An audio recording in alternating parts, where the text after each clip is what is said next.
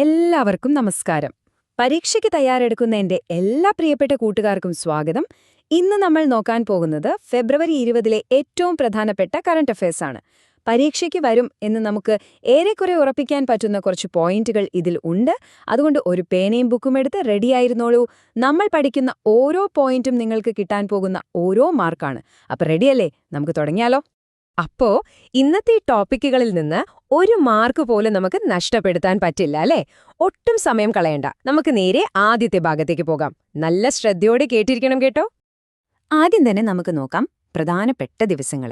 ഇത് എക്സാം പേപ്പറിൽ സ്ഥിരം കാണുന്ന ഒരു ഏരിയ ആണ്, അതുകൊണ്ട് ഇത് നമുക്ക് മിസ് ചെയ്യാൻ പറ്റില്ല. ശരി, ഫെബ്രുവരി 20. രണ്ട് കാര്യങ്ങൾ നമ്മുടെ ഓർമ്മയിൽ വേണം. ഒന്നാമത്തേത് അരുണാചൽ പ്രദേശിന്റെയും മിസോറാമിന്റെയും പെരുന്നാളാണ്. അതായത് അവരുടെ സംസ്ഥാന രൂപീകരണ ദിനം.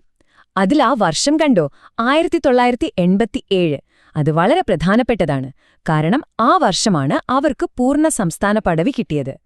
ഇനി രണ്ടാമത്തത് ലോക സാമൂഹ്യനീതി ദിനം. അതെന്താ സംഭവം?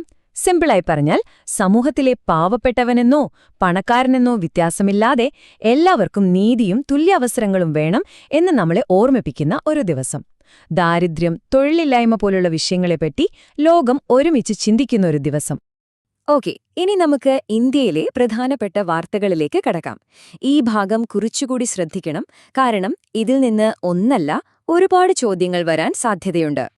ഇപ്പൊ എവിടെ തിരിഞ്ഞാലും AI ആണല്ലോ ചർച്ച, അല്ലേ? Artificial intelligence. അപ്പോൾ ഉറപ്പായും പരീക്ഷയ്ക്കും അത് വരും. അതിൽ വളരെ പ്രധാനപ്പെട്ട ഒരു പോയിന്റാണിത്, MANAV. ഇതിന്റെ ഫുൾ ഫോം ഉണ്ടല്ലോ, അതങ്ങോട്ട് ബൈഹാർട്ട് ചെയ്തോളൂ. My AI network by all for all and visually rich information. പ്രധാനമന്ത്രിയാണിത് ലോഞ്ച് ചെയ്തത്. ഇതിന്റെ ആശയം ഇത്രയുള്ളൂ: ടെക്നോളജി എത്ര വളർന്നാലും അത് മനുഷ്യന്റെ നന്മയ്ക്ക് വേണ്ടിയായിരിക്കണം. അതാണ് ആ ഹ്യൂമൻ സെൻട്രിക് അഥവാ മനുഷ്യ കേന്ദ്രീകൃത സമീപനം. ഈ വാക്ക് പ്രത്യേകം ഓർത്തുവെച്ചോണം. അടുത്തത് ഒരു ഫസ്റ്റ് ഇൻ ഇന്ത്യ ചോദ്യമാണ്. ഇന്ത്യയിലെ ആദ്യത്തെ പ്രൈവറ്റ് ഹെലികോപ്റ്റർ അസംബ്ലി ലൈൻ എവിടെയാണ്? കർണാടകയിൽ. ആരൊക്കെ ചേർന്നാണ്? ടാറ്റയും എയർബസും. ഈ 2 പോയിന്റ്സ് മതി, ഇത് കൃത്യമായി ഓർത്തുവെക്കുക. ഇതിലെ ഏറ്റവും പ്രധാനപ്പെട്ട വാക്ക് ഏതാണെന്നറിയാമോ? ആ കാണുന്ന തദ്ദേശീയം അഥവാ ഇൻഡിജിനസ് എന്ന വാക്ക്. നമ്മൾ സ്വന്തമായി നിർമ്മിച്ചത് എന്നർത്ഥം. INS കൃഷ്ണ. ഇന്ത്യ പൂർണ്ണമായും സ്വന്തമായി നിർമ്മിച്ച ആദ്യത്തെ കേഡറ്റ് പരിശീലന കപ്പലാണിത്. ചെന്നൈയിൽ നിന്നാണിത് നീട്ടിലിറക്കിയത്. നമ്മുടെ ആത്മനിർഭർ ഭാരത് എന്ന ആശയമില്ലേ, അതിലേക്കുള്ളൊരു വലിയ ചുവടുവെപ്പായിട്ട് ഇതിനെ കാണാം. 3 കോടി. എന്തായിരിക്കും ഈ വലിയ സംഖ്യ? വെറുതെ ഒരു നമ്പറല്ല, ഇന്ത്യയിലെ സ്ത്രീ ശാക്തീകരണവുമായി ബന്ധപ്പെട്ട ഒരു വലിയ പദ്ധതിയുടെ ലക്ഷ്യമാണിത്. എന്താണെന്ന് നമുക്ക് നോക്കാമല്ലേ? അതെ, ആ 3 കോടി. ഇതാണ് ലഖ്പതി ദീദി പദ്ധതി. പേര് കേൾക്കുമ്പോൾ തന്നെ കാര്യം പിടികിട്ടിയില്ലേ? ലക്ഷാധിപതിയായ സഹോദരി. സ്വയം സഹായ സംഘങ്ങളിലെ സ്ത്രീകൾക്ക് ഒരു വർഷം 1 ലക്ഷം രൂപയിൽ കൂടുതൽ വരുമാനമുണ്ടാക്കാൻ സഹായിക്കുന്ന ഒരു പദ്ധതിയാണിത്. ഇതിൽ ഓർത്തിരിക്കേണ്ട 3 കാര്യങ്ങളേ ഉള്ളൂ. 1. ലക്ഷ്യം 3 കോടി സ്ത്രീകൾ. 2. സമയപരിധി 2029 മാർച്ച്. 3. ഏത് മന്ത്രാലയമാണിത് നടത്തുന്നത്? കേന്ദ്ര ഗ്രാമവികസന മന്ത്രാലയം. ഈ 3 ചോദ്യങ്ങളായി വരാൻ നല്ല സാധ്യതയുണ്ട്. നമുക്കെല്ലാവർക്കും ആധാർ കാർഡില്ലേ? അതേപോലെ നമ്മുടെ ഓരോ തുണ്ടു ഭൂമിക്കും ഒരു യുണീക്ക് നമ്പർ കൊടുത്താലോ? അതാണ് ഈ സംഭവം, ULPIN. നമുക്കിതിനെ സ്നേഹത്തോടെ ഭൂ ആധാർ എന്ന് വിളിക്കാം. ഫുൾ ഫോം ഒന്ന് നോക്കിവെച്ചോ, unique land parcel identification number. നമ്മുടെ ഭൂമിക്ക് ഒരു 14 അക്കൻ നമ്പർ കിട്ടും. ഈ പദ്ധതി നടപ്പിലാക്കുന്ന 29ാമത്തെ സ്ഥലമായി ഡൽഹി മാറിയിരിക്കുകയാണ്. ഓർക്കാൻ എളുപ്പമല്ലേ? ഭൂമിയുടെ ആധാർ. ഇനി ഒരു അന്താരാഷ്ട്ര വാർത്ത. ഇന്ത്യയും ന്യൂസിലാൻഡും തമ്മിൽ ഒരു പുതിയ സ്വതന്ത്ര വ്യാപാര കരാർ, അതായത് ഫ്രീ ട്രേഡ് എഗ്രിമെന്റ് ഒപ്പുവെച്ചു. ഇത് ഇരു രാജ്യങ്ങളും തമ്മിലുള്ള കച്ചവടം കൂട്ടാനും എളുപ്പമാക്കാനും സഹായിക്കും. സിമ്പിൾ പോയിന്റ്, പക്ഷേ ഓർത്തുവെക്കണം. ശരി, ഇനി നമുക്ക് നേരെ നമ്മുടെ സ്വന്തം കേരളത്തിലേക്ക് വരാം. കേരള PSC പരീക്ഷകൾക്ക് തയ്യാറെടുക്കുന്നവർ ഈ ഭാഗം ഒട്ടും വിടരുത് കേട്ടോ. ഇത് വളരെ വളരെ പ്രധാനപ്പെട്ട ഒരു മാറ്റമാണ്, ശ്രദ്ധിച്ചു കേൾക്കണം. നമ്മുടെ ഈ തീരപ്രദേശങ്ങളിൽ ഈ വേലിയേറ്റം കാരണം വെള്ളം കയറില്ലേ, ടൈഡൽ ഫ്ലഡിംഗ്, അതിനെ ഇനി മുതൽ വെറും ഒരു വെള്ളപ്പൊക്കമായിട്ടല്ല കാണുന്നത്, അതൊരു സംസ്ഥാന ദുരന്തമായിട്ട് പ്രഖ്യാപിച്ചു. ഇതുകൊണ്ടുള്ള ഗുണമെന്താണെന്നറിയോ?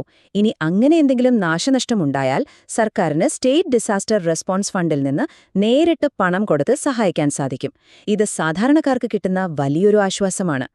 ഈ പേര് ആൽഫിയസ് മധുസൂദനനായി. ഇതൊരു ചോദ്യമായിട്ട് നിങ്ങൾ ഉറപ്പായും പ്രതീക്ഷിച്ചോ? എന്താണിത്? കൊച്ചി കായലിൽ നിന്ന് പുതുതായി കണ്ടെത്തിയ ഒരു തരം പിസ്റ്റൽ ചെമ്മീനാണ്. ആ പേരും അത് എന്ത് ജീവിയാണെന്നും ഒരുമിച്ച് നോട്ട് ചെയ്തു വെച്ചോളൂ, മറന്നുപോവരുത്. 1-ാം സ്ഥാനം എന്തിലാണെന്നല്ലേ? കേരളത്തിന് അഭിമാനിക്കാൻ വക നൽകുന്ന ഒരു കിടലൻ വാർത്തയാണ് അടുത്തത്. എന്താണെന്ന് നോക്കാം. അതെ, കേരള പോസ്റ്റൽ സർക്കിളിനാണ് ഓവറോൾ ചാമ്പ്യൻഷിപ്പ്. എവിടെ വെച്ച് നടന്ന മത്സരത്തിലാണെന്നോ? മൈസൂരിൽ വെച്ച് നടന്ന 38ാമത് അഖിലേന്ത്യാ പോസ്റ്റൽ കൾച്ചറൽ മീറ്റിൽ. അപ്പൊ ഇവന്റിന്റെ പേരും നടന്ന സ്ഥലവും ഓർമ്മ വേണം. സ്ഥലം മൈസൂര്. അടുത്തത് ഒരു എക്സിബിഷന്റെ കാര്യമാണ്. Quantum century. സയൻസിലെ പുതിയ കണ്ടുപിടുത്തങ്ങളൊക്കെ പരിചയപ്പെടുത്തുന്ന ഈ പ്രദർശനം നടന്നത് എവിടെയാണ്? നമ്മുടെ തലസ്ഥാനമായ തിരുവനന്തപുരത്താണ്. ഇവിടെ സ്ഥലം ഓർത്തുവെച്ചാ മതി. അപ്പൊ നമ്മളിന്ന് കുറേ കാര്യങ്ങൾ പഠിച്ചു അല്ലേ? അതൊക്കെ തലയിൽ കയറിയോ എന്നൊന്ന് നോക്കണ്ടേ? നമുക്ക് പെട്ടെന്നൊരു റിവിഷൻ നടത്താം. റെഡിയല്ലേ? ഒരു റാപ്പിഡ് ഫയർ റൗണ്ട്. ഓക്കേ, ദേശീയ വാർത്തകൾ. മനുഷ്യന് പ്രാധാന്യം നൽകുന്ന ആ AI ഫ്രെയിംവർക്ക് ഓർമ്മയുണ്ടോ പേര്? അതെ, MANAVA. ഇന്ത്യയുടെ സ്വന്തം പരിശീലന കപ്പൽ INS കൃഷ്ണ. ലഖ്പതി ദീദി പദ്ധതിയുടെ ടാർഗറ്റ് എത്രയാ? 3 കോടി. ഭൂ ആധാർ നടപ്പിലാക്കിയ 29ാമത്തെ സ്ഥലം ഡൽഹി. കൊള്ളാം, എല്ലാവർക്കും ഓർമ്മയുണ്ട്. ഇനി നമ്മുടെ കേരളം. വേലിയേറ്റ വെള്ളപ്പൊക്കത്തെ ഇപ്പോൾ എന്തായിട്ടാണ് കണക്കാക്കുന്നത്? ഒരു സംസ്ഥാന ദുരന്തം.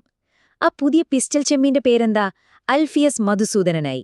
പോസ്റ്റൽ കൾച്ചറൽ മീറ്റിൽ നമ്മൾ ജയിച്ചതെവിടെ വെച്ചാ? മൈസൂരുവിൽ. ക്വാണ്ടം സെഞ്ചുറി എക്സിബിഷൻ നടന്നതെവിടെയാ? തിരുവനന്തപുരത്ത്. പെർഫെക്റ്റ്. ശരി, ഇനി നിങ്ങളുടെ ഊഴാണ്. ഞാൻ ചോദ്യം ചോദിക്കും, ഉത്തരം സ്ക്രീനിൽ വരുന്നതിനു മുൻപേ നിങ്ങളത് മനസ്സിൽ പറയണം. നോക്കാം എത്ര പേർക്ക് ശരിയാകുമെന്ന്. റെഡി?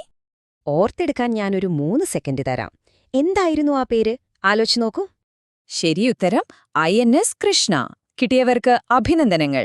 എങ്കിൽ അടുത്ത ചോദ്യത്തിലേക്ക് പോകാം. ഇത് ഇന്നത്തെ അവസാനത്തെ ചോദ്യമാണ്. നിങ്ങളുടെ ഓർമ്മശക്തിയെ ഒന്ന് പരീക്ഷിക്കാം. ആലോചിച്ചുത്തരം പറയൂ. എന്തായിരുന്നു ആൽഫിയസ് മധുസൂദനനായി കൊച്ചി കായലിൽ നിന്ന് കണ്ടെത്തിയത്? അതെ, ഉത്തരം ഒരു പിസ്റ്റൽ ചെമ്മീനാണ്. ശരിയുത്തരം കിട്ടിയ എല്ലാവർക്കും ഒരു വലിയ കയ്യടി. ഇന്നത്തെ ക്ലാസ്സിലെ എല്ലാ പോയിന്റുകളും നിങ്ങൾക്ക് വ്യക്തമായി എന്ന് വിശ്വസിക്കുന്നു. അടുത്ത കറന്റ് അഫയേഴ്സ് വിശകലനത്തിൽ കാണാം. നന്നായി പഠിക്കാം.